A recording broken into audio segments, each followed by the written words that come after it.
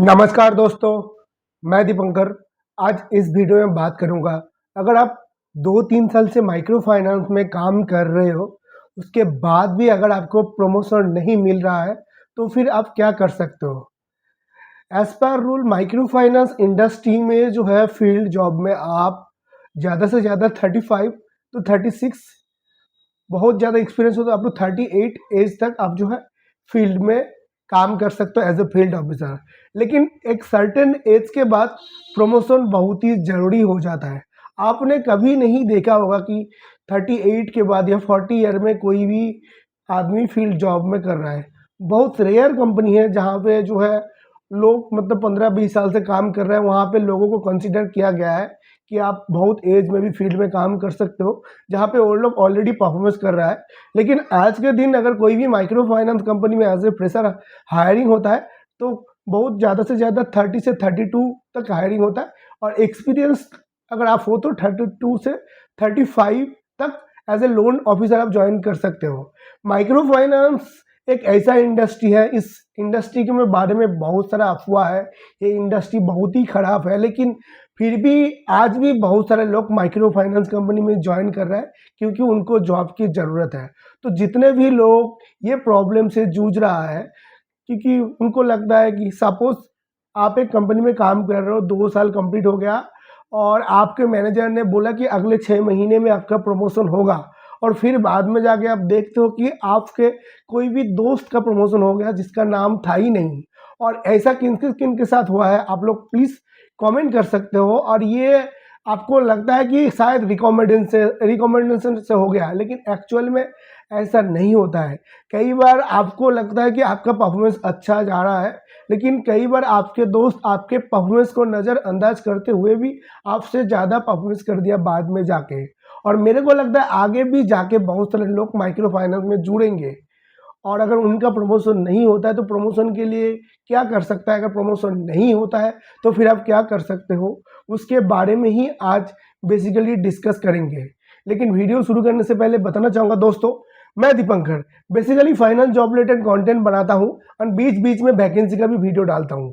तो अगर आप मेरे चैनल पे पहली बार आए हो, फाइनेंस में अपना करियर शुरू करना चाहते हो, तो प्लीज़ आप मेरे चैनल को लाइक, सब्सक्राइब, कमेंट करके शेयर करके रख दीजिएगा, ताकि इसके बाद जो भी मैं वीडियो डालूँ उसका नोटिफिकेशन आपके पास तुरंत चला है।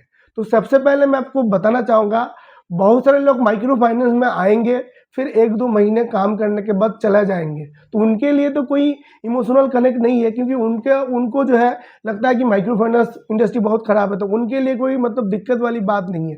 दिक्कत होता है उन लोगों के लिए जो 2 साल, 3 साल, 4 साल से काम कर रहा है। अगर आपका एज लिमिट 30 साल से कम है, अगर आपका age limit up to 32 year तक है तो फिर ठीक है, लेकिन एज बढ़ रहा है फिर प्रमोशन नहीं हो रहा है, तो आप क्या कर सकते हो? एज ए माइक्रो फाइनेंस अगर आप लोन ऑफिसर में काम करते हो, तो आप किन किन पोस्ट में अप्लाई कर सकते हो मैं आपको बताना चाहूँगा। As a micro finance loan officer में आप काम करते हो, तो आपके पास सेल्स एंड कलेक्शन दोनों का एक्सपीरियंस है।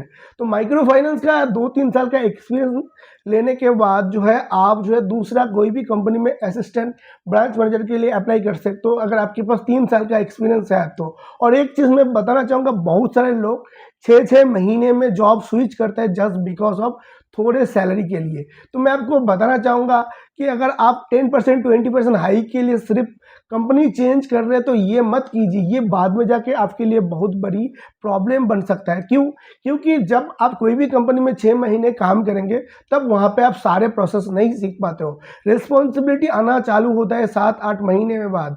देखिए, टारगेट तो दूसरा महीने से चालू हो जाता है, लेकिन एक्चुअल में एक माइक्रो फाइनेंस प्रोसेस में क्या क्या होता है आपको तब पता चलेगा, जब तक आप लगातार काम नहीं करेंगे 1.5-2 साल।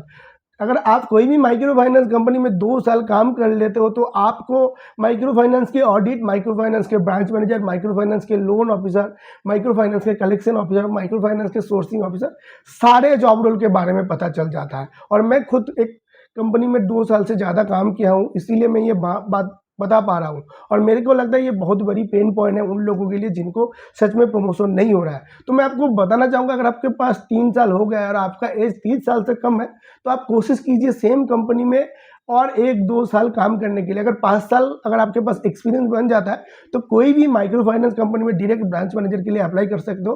अगर अगर आपका मन नहीं टिक रहा है, अगर आप अंदर से टूट चुके हो, तो आपका एक्सपेक्टेशन चला गया है, तो फिर आप जो है कंपनी स्विच कर सकते हो। तो कंपनी स्विच करने के बाद आपके पास ऑप्शन रहेगा असिस्टेंट ब्रांच मैनेजर, आपके पास ऑप्शन रहेगा सीनियर कलेक्शन ऑफिसर, आपके पास अच्छा एक्सपीरियंस है तो फिर आप एफएमसीजी एफएमसीडी सेल्स में भी जा सकते हो। और सबसे बढ़िया प्रोसेस ये है कि अगर आपका फैमिली बैकग्राउंड अच्छा है तो फिर आप बैक बिजनेस कर सकते हो। देखिए, फैमिली बैकग्राउंड सबका अच्छा नहीं होता है, तो बिजनेस सारे लोग नहीं कर सकता है। नौकरी बेसिकली, प्राइवेट नौकरी बेसिकली वो लोग करता है जिसको सच में जॉब की ज़रूरत है। तो फिर आप चाय का टपरी भी लगा सकते हो। देखिए, सुनने में बहुत ख़राब लगता है, लेकिन चाय का टपरी से भी बहुत अच्छा खासा इनकम होता है, अगर आप सही लोकेशन में अगर आप अपना टपरी बनाते हो तो। और मैं ये बताना चाहूँगा कि ये कोई परमानेंट रिकमेंडेशन नहीं है, ये मैंने सिर्फ आपको ऑप्शन दिया है। आप अपना फैमिली बैकग्राउंड की हालत हिसाब से जो है बिज़नेस सिलेक्ट कर सकते हो, और नहीं तो आप जो है दूसरे कंपनी में एज ए मतलब audit officer, assistant branch manager, collection officer, और प्राइवेट बैंक में प्रिविलेज बैंकर, पर्सनल बैंकर, जो है business loan officer, personal loan officer, individual loan officer में जा सकते हो। और इंडिया में बहुत सारा नया नया कंपनी हर साल आते हैं, और एक्सपीरियंस लोगों को वो लोग आराम से ले लेता है 30-40% हाइक देके। लेकिन बार बार मैं एक चीज़ बताना चाहूँगा, एक्सपीरियंस का वैल्यू तभी बनेगा जब आप एक कंपनी में कम से कम 1-1.5 साल लगातार काम करेंगे। लगातार स्विच करने से आपको रिस्पॉन्सिबिलिटी के बारे में सही से पता नहीं चलता है, तो इसीलिए काम सीखना, अपना वैल्यू बढ़ाना बहुत ही ज़रूरी होता है।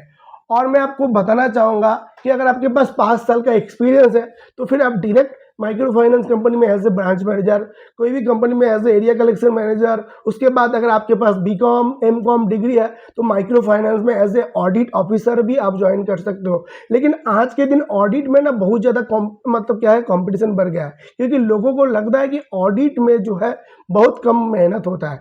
मैं यहाँ पे तो ऑडिट के बारे में ज़्यादा कुछ बता नहीं पाऊंगा, क्योंकि यहाँ पे सिर्फ माइक्रो फाइनेंस लोन ऑफिसर के बारे में बता रहा हूँ। लेकिन यहाँ पे सिर्फ ऑडिट इसलिए बताना चाहूँगा क्योंकि अगर आपके पास बीकॉम एमकॉम डिग्री है तो फिर आप अपना जो है डिग्री को स्कोर के ऑडिट में जा सकते हो। ऑडिट में भी आपको जो है महीने में 100-150 जो है कस्टमर विजिट का टारगेट रहेगा। महीने में जो है 5-6 ब्रांच आपको विजिट करना पड़ेगा।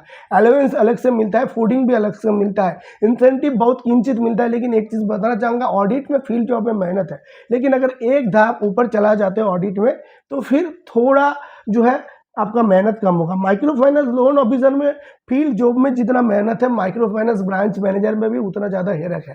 क्योंकि अगर कोई भी लोन ऑफिसर बाहर भाग जाता है, कोई भी लोन ऑफिसर अचानक जॉब छोड़ देता है, उसका पोर्टफोलियो को as a branch manager hand over करना पड़ता है। और कई बार नया नया ज्वाइन करने के बाद अगर 2-3 लोन ऑफिसर भाग जाए तो फिर ब्रांच को संभालना भी बहुत ही मुश्किल। और एज ए ब्रांच मैनेजर आपका रिस्पॉन्सिबिलिटी बन जाता है कि आपका जो एम्प्लॉय है उसके एम्प्लॉय के कैपेबिलिटी के हिसाब से टारगेट डिसाइड करना। क्योंकि अगर टारगेट कंप्लीट नहीं होगा, अगर उनका इंसेंटिव नहीं बनेगा, तो फिर जो है लोग ज़्यादा दिन काम नहीं कर पाएंगे। क्योंकि फील्ड जॉब में जो है बहुत ज़्यादा जो है एक्स्ट्रा खर्चा होता है, जैसे चाय, कोई पान खाता है तो पान, कोई सिगरेट खाता है तो सिगरेट, लेकिन कोई कोई आदमी दोपहर होटल में राइस भी खाता है, तो खर्चा बहुत ज़्यादा है। तो यही था आज का वीडियो। अगर आपको सच में इंफॉर्मेशन अच्छा लगता है तो प्लीज़ चैनल को लाइक, सब्सक्राइब, कमेंट करके शेयर करके रख दीजिएगा। धन्यवाद।